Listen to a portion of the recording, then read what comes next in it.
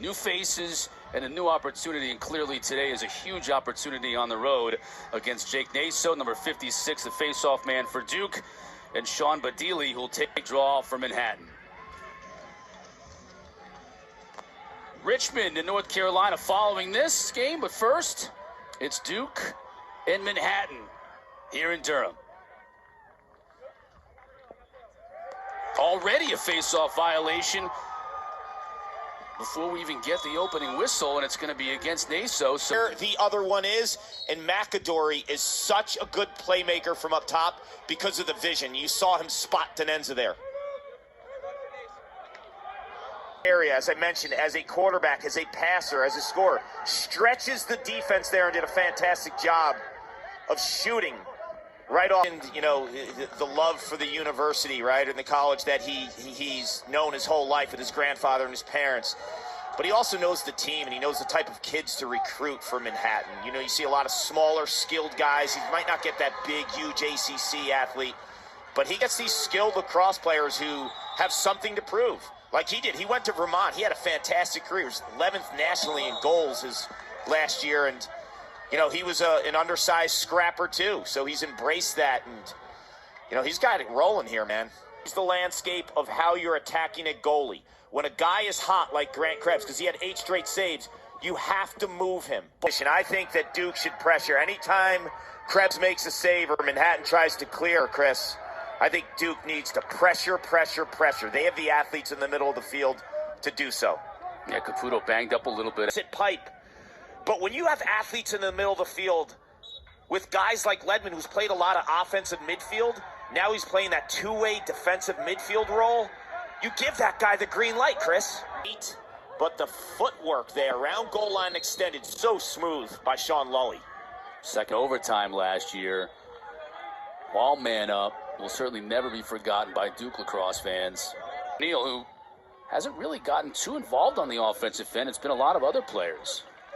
Of O'Riordan. He's a tough guy. You saw the penalty, but that's just what they do. They're going to mix it up defensively. You're going to get some penalties by playing super aggressive, but it's the belief in the way that you're going to have that kind of tough guy mentality in O'Riordan, Kansas. Delay game, third face-off violation. 30 seconds. Yeah, they're getting it from a lot of different places. Yeah, but if you're the Duke coaching staff, you like that, right? Like you're allowing these younger guys, these more unknown quantities really step up offensively. You know Montgomery's going to come to the party when it's needed. You know O'Neal will. You know, to increase his angle, he falls in the crease, but after the ball crosses the plane and away from the goal mouth, that is fantastic offense. Krebs making the stop on Naso. On the left side, too. They're making him move, and they're not shooting stick side because he's been gobbling everything up to his left side. But Garrett Ledman, right, to have him in transition and shooting in unsettled situations, man, this is going to be a big pull for Duke by switching Ledman from offense to defense. Probably increase his production, actually. Didn't hurt in his time on the field either. We've mentioned his name a ton so far today, and he's making plays. Must have got a Bowflex or something in the offseason. That's going to be you can't stop that. Dyson, great opportunity on the wing. In transition to Kai, finding him again. We got a flag down on the field. Let's check this first. Looks like the goal's going to count.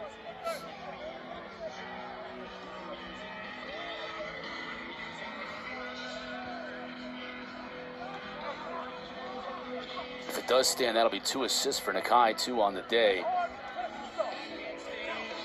Green, 1-4, unnecessary, 1 minute. 1 minute. So they don't pick up the flag, Clark. He'll have to sit for this penalty. Yeah, Matthew Scully, look for 14, y'all. Yeah, that's a high hit on Naso. Wow, that's high. That's a nasty hit right there. Naso's tough as nails, and right now, Duke isn't too deep at the face-off X. That's Jordan Ginder, who was a big-time recruit out of Long Island as well as Naso. But after that, you almost just say goal, right? Goal.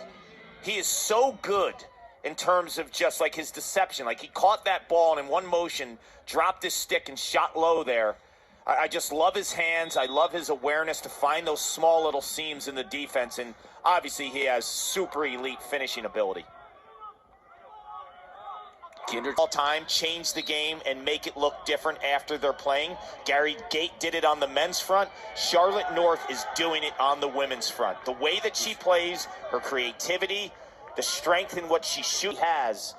I mean, you see some of these guys with those big windups. It takes forever. He could be in full stride and then just snap in a backup, no backup needed. Well, it looked like Brower may have deflected that one, too, the shot. And it was still right on the cage. Stride, right? Because he totally smoked Caputo on that with that left-handed drop step. It gave him the ability to plant his feet and let that one rip. Keith Frazier taking the draw from Manhattan and wins it. Ball rotation and where the defense is kind of hedging.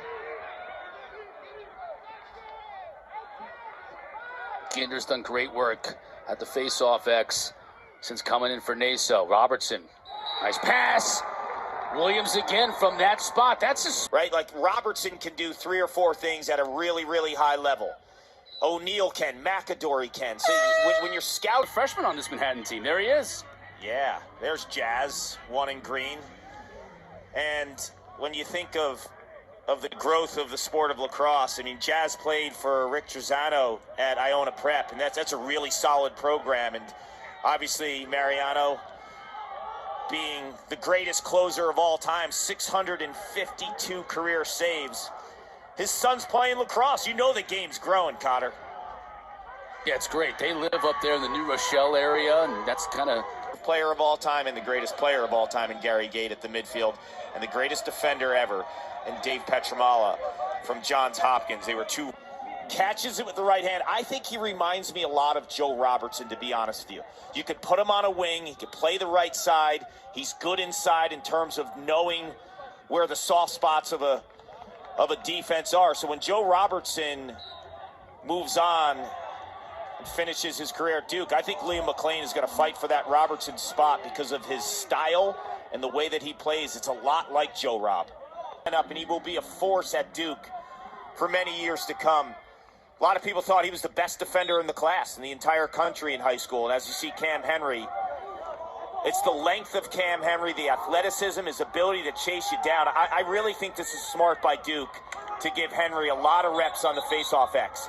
Because if he loses, he's going to chase you down.